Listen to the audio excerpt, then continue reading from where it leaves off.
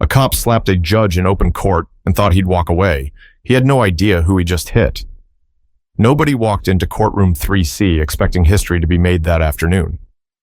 It was just past 4:30 p.m. at the Travis County Courthouse in Austin, Texas, and Judge Alana Merriweather was already an hour behind schedule. The courtroom was stiff with impatience. Attorneys checking watches, a bored bailiff leaning against the back wall, the defendant twisting a tissue between her fingers at the defense table. And then, through the double doors, came Officer Rick Halstead. He moved like someone who thought the floor belonged to him. Stocky build, uniform still dusty from his shift, jaw set, like he'd been grinding his teeth since lunch. People noticed him. How could they not? He always made sure they did. He didn't just walk into rooms, he entered them, like a man doing everyone else the favor of showing up. Judge Merriweather looked up from her notes the second he passed the bar. "Officer Halstead," she said, voice calm, low but firm, "please take the stand." He didn't nod, didn't smile, just stomped his way to the witness seat like he was late to something important. Truth was, this hearing wasn't even supposed to be a big deal, just a follow-up on an arrest he'd made 3 weeks earlier. Simple drug possession case. Nothing flashy. But something about the way Judge Merriweather was watching him told Rick this wasn't going to go the way he expected. She studied him with the kind of stillness that made grown men squirm. Early 50s, sharp eyes, short natural curls just barely peeking out from beneath the edge of her robe. She wasn't flashy either, but there was something commanding about her presence. Something that made people sit up straighter when she spoke. The courtroom had quieted now. Everyone could feel it. Something brewing under the surface. District Attorney Baldwin leaned forward, flipping through a worn legal pad. "Officer Halstead," he began, "can you walk the court through the events of the evening of February 2nd? Halstead sat back in the chair, arms crossed. "Sure," responded to a call, saw the suspect standing outside of her car. Approach, identified myself. She was nervous, said she was waiting for her brother. I asked to search the vehicle. She resisted at first, so I detained her. Found 3 grams of meth under the seat. Was she violent during this encounter? No, he said flatly. Did she give you verbal consent to search her vehicle? She was evasive, didn't say no. Judge Merriweather raised her hand slightly. Officer Halstead, that wasn't the question. Did she give you verbal consent? Halstead stared at her. She didn't not give it. A beat of silence. Let's be clear, she said, eyes locked on his. You detained a woman, searched her vehicle, and arrested her, without verbal consent, without a warrant, and with no visible contraband in plain sight. Is that correct? Rick Halstead's nostrils flared. I followed my training. Then your training is flawed, she replied. But let's continue.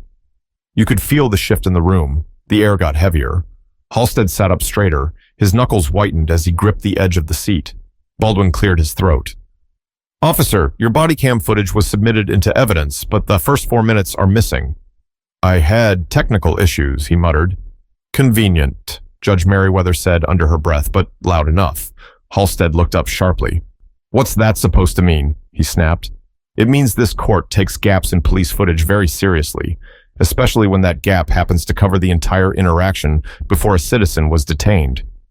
You're out of line, Judge, Halstead said, leaning forward in the witness box. You're accusing me of lying in front of the whole courtroom. She didn't blink. No, Officer Halstead. I'm giving you a chance to tell the truth before someone else does it for you. His fists clenched in his lap. A few people in the gallery exchanged glances. This wasn't just another routine hearing anymore. The whole mood had shifted into something sharper, tenser. Halstead's breathing had quickened, his ears burned red, and for the first time since stepping into that courtroom, he wasn't in control. But what happened next would flip the entire courtroom and the entire city upside down. He stood up, just like that, without permission, without a word. Rick Halstead rose from the witness stand like a man done playing by the rules. His chair screeched back on the polished tile floor, slicing through the silence. Judge Merriweather didn't move. Officer Halstead, she said, her tone as even as ever, sit down. He didn't. Instead, he took a slow step forward, one foot in front of the other, the kind of steps that say, I dare you to stop me. The bailiff, young guy, fresh out of training, shifted from the wall but hesitated. Halstead had that effect on people. He knew it. That uniform, that voice, the glare, it had worked for years. Nobody ever called his bluff. Judge Merriweather stayed seated. No panic, just her eyes, locked on him like a sniper sighting her target. "I don't appreciate being accused in my own courtroom," Halstead said, voice booming now, his chest puffed like a man backed into a corner. "You're not being accused," she replied. "You're being held accountable. That's something very different." He took another step. "Do you know how long I've worn this badge?" he barked. She leaned back slightly in her chair. "Too long, apparently." And then it happened. He slapped her. His open palm cracked across her face like a gunshot. It wasn't a stumble. It wasn't an accident. It was deliberate, calculated, fast. The room froze. The bailiff stood paralyzed. The attorneys gasped. The defendant at the defense table dropped her tissue. Even the court reporter stopped typing. Judge Alana Merriweather didn't fall. She didn't cry, didn't yell. Instead, she sat back in her chair, the echo of the strike still hanging in the air, a thin line of blood forming at the edge of her mouth. The courtroom was a vacuum. Then slowly, deliberately, she turned her head and looked straight at Halstead, who was breathing heavy now, his body finally registering what his rage had just done. "Thank you," she said, voice steady as stone. "You just exposed everything I've been fighting to prove." Silence again, but this time, it was the kind that comes before a storm. The bailiff finally snapped out of it. "Hands behind your back now," he shouted, moving forward. Halstead stood stunned, like the reality of it hadn't fully hit him. "I'm a cop," he yelled. "You don't arrest a cop in a courtroom." But the cuffs clicked anyway, and that sound? That sound was the crack in the wall that had protected him for years. Merriweather dabbed the corner of her lip with a tissue, still calm. "You don't get to hide behind your badge anymore." Reporters were already outside. Word spread before the court could even be cleared. A clerk had texted her sister. Someone in the gallery posted on social media.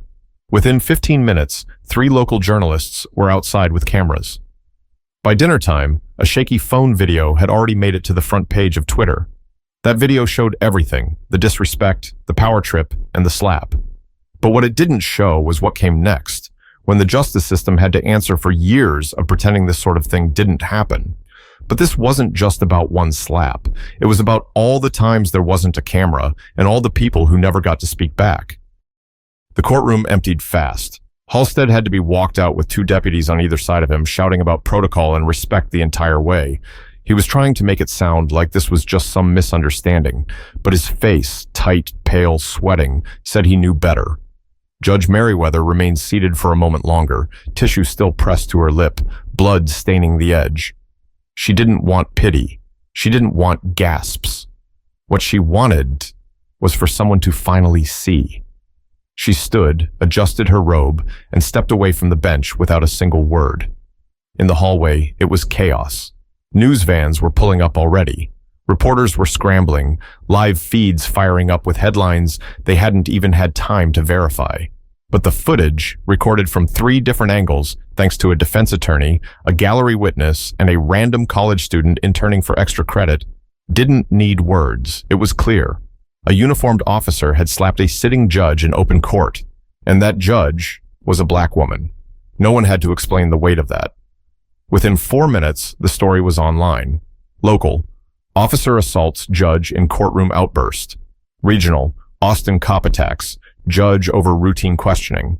National: the power, race, and a badge caught on camera. It wasn't even just the act. It was everything around it. The arrogance, the entitlement. The years that led to this moment layered into the video, plain as day. And just like that, Halstead's career, the one he'd built on fear, silence, and knowing the system would always take his word, began to unravel. At the Austin Police Department, his name was being scrubbed from the patrol roster within the hour. Internal Affairs went into overdrive, releasing a formal suspension notice by sundown. But Judge Merriweather, she stayed quiet. She went home to her modest house on the east side, walked inside, washed the blood off her face, and sat down with a pen and a yellow legal pad. No press statement, no interview, just plans, names, questions, quiet thoughts with loud consequences. See, what most people didn't know was that she'd been documenting complaints like this for years. Not just Halstead. Others. Men like him. She had boxes of notes, files full of dismissed cases. Young men and women whose voices had been buried under police reports, twisted into something they couldn't fight. Some had been falsely accused. Some had simply resisted. And some never made it out alive. She had tried the proper channels, filed memos, requested reviews, all denied. But now the country had just watched one of their best strike a judge in broad daylight in front of attorneys, a bailiff, a court reporter, and a video camera. They couldn't unsee that, so Judge Merriweather made a decision that night, not for revenge, but for accountability. She wrote a list, names, badge numbers, dates, patterns, and at the top of the list, underlined 3 times, was Rick Halstead. He wasn't the only one, just the one who thought he could slap justice in the face and walk out untouched. But the truth has teeth, and it had just bitten back. By sunrise, Halstead's name was trending on every major platform, not in the way he was used to, the kind where fellow officers slapped his back and said good job after a tough arrest. This time, it was different. His face was plastered across thumbnails, newscasts, and headlines. But worse than that, people were digging, and they were finding everything. A reporter from the Austin Ledger, a local paper known for getting under the skin of City Hall, started connecting dots. Old complaints, lawsuits settled quietly, arrests with missing footage, victims who'd gone silent after their stories didn't match what was in the final report. One name stuck out. Eli Dorsey, a 17-year-old picked up last summer for suspicious behavior while waiting for a rideshare outside a convenience store. No drugs, no weapon, just a black teenager with a hoodie and earbuds. Halstead claimed he matched a suspect description. Eli spent the weekend in juvie, charges dropped, case closed. But now, with new eyes on the pattern, that case and a dozen more weren't closed anymore. Meanwhile, inside the courthouse, Judge Merriweather moved quietly but with purpose. She didn't run to the cameras.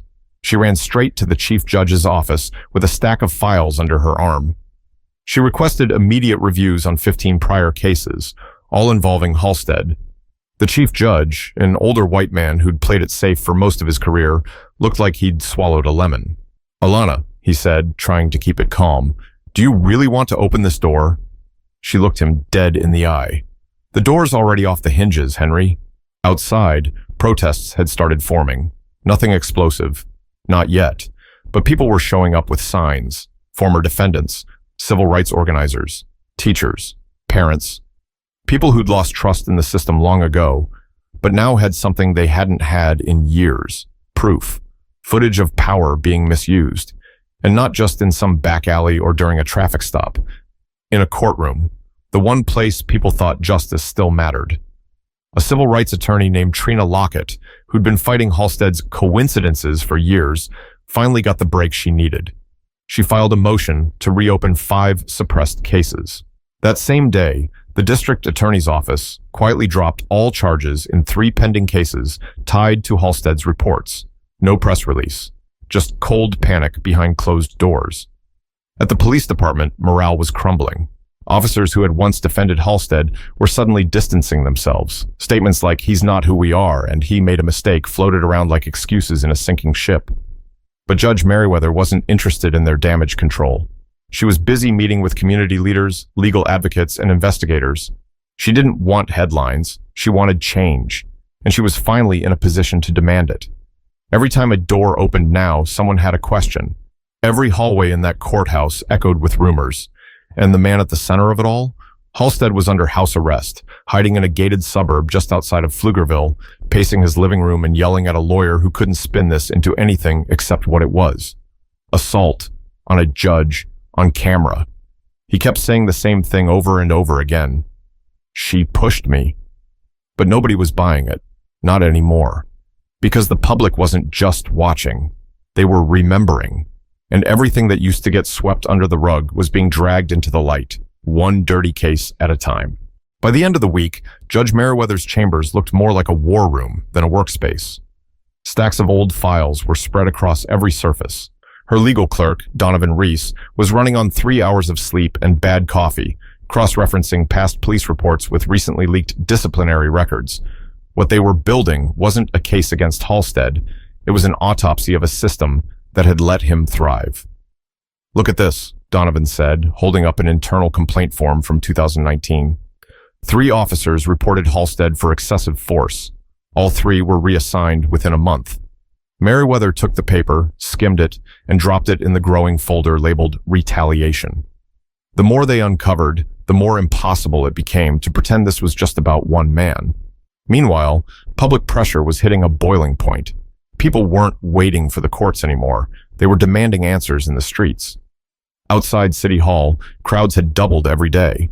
Local organizers turned parking lots into outdoor town halls.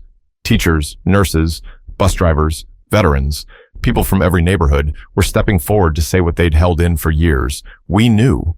We were scared. We didn't think it mattered. But now it did. And inside the courthouse, Merriweather wasn't just listening. She was documenting every testimony, every name, every missed warning sign. She requested a judicial audit of all arrest cases involving Halstead over the last 7 years, something no judge in the district had dared do before. It shook the system like a thunderclap. The police union fired back hard. A spokesperson accused Merriweather of waging a personal vendetta, called the investigation politically motivated, and claimed Halstead was the victim of a hostile anti-police environment. But their words fell flat, because by then another story had dropped. A journalist from KXAN Austin had interviewed a woman named Monique Parr, who'd been arrested by Halstead in 2021 for public intoxication. She was sober, but she was also mouthy. Halstead slammed her head into the back of his cruiser and left her with a fractured jaw. The case was dismissed. No footage was ever released. Until now, someone leaked the dash cam. It was grainy, but clear enough. The shove, her scream, the silence after. That night, Monique's name trended beside Judge Merriweather's. The 2 women had never met, but now they were part of the same storm. And Halstead? He was spiraling. Video from a neighbor's Ring camera showed him pacing on his porch at 2 a.m., shirtless, on the phone, ranting. The clip went viral. Some people laughed. Others saw what it really was, a man who'd spent years drunk on power, now choking on the consequences. Back at the courthouse, Merriweather called a closed-door meeting with district judges. She laid out everything: patterns of abuse, silenced reports, systemic cover-ups. She didn't ask for permission. She gave them a choice. "Either we clean this up now," she said, looking each one of them in the eye, "or we answer to it later on someone else's terms." It wasn't a threat. It was a promise. And for the first time in a long time, someone in power had said those words out loud. The system hadn't just failed the people. It had failed itself. And now, the match had been lit from inside the very courtroom where silence used to reign. 2 weeks after the slap, Halstead sat inside a courtroom again, but this time on the other side of the bench. No badge, no uniform, just a wrinkled gray suit and a twitch in his jaw he couldn't stop. His lawyer whispered in his ear, but he didn't hear a word. All he could see was her. Judge Alana Merriweather sat at the front of the courtroom, not presiding, but observing. She had requested to be present, not to speak, not to sway, just to witness what justice looked like when it didn't flinch.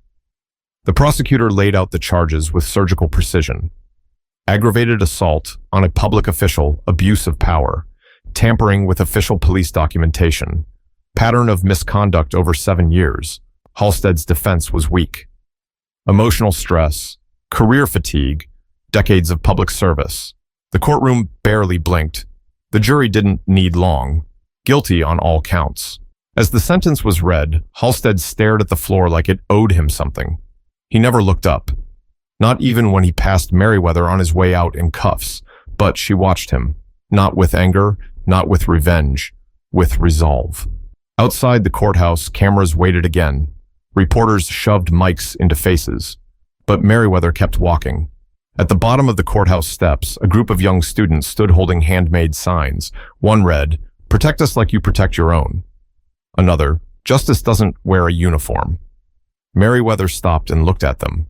"This isn't the end," she said. "It's the start of something better. If we want different outcomes, we have to demand different systems." That clip went viral too. But this one hit differently. Because it wasn't about a slap anymore. It was about everything behind it. Every ignored complaint, every buried case, every young life that had been steamrolled in the name of order. Within a month, the department rolled out a full internal review. Body cam gaps were flagged automatically. Anonymous complaint systems were funded and opened to the public. A new oversight board, civilian-run, was created with subpoena power. And Judge Merriweather? She didn't gloat. She went back to work. She kept pressing, kept watching, kept listening. Because real change doesn't come with fanfare or viral clips. It comes when people stop pretending, when silence breaks, when someone stands up and says, "This ends here." Life doesn't always teach with kindness. Sometimes it teaches with consequences. What Rick Halstead did was brutal, but what it revealed was bigger than him. If you see something wrong, say something. If the system won't listen, be the one who makes it. Because power without accountability isn't strength. It's just a ticking clock.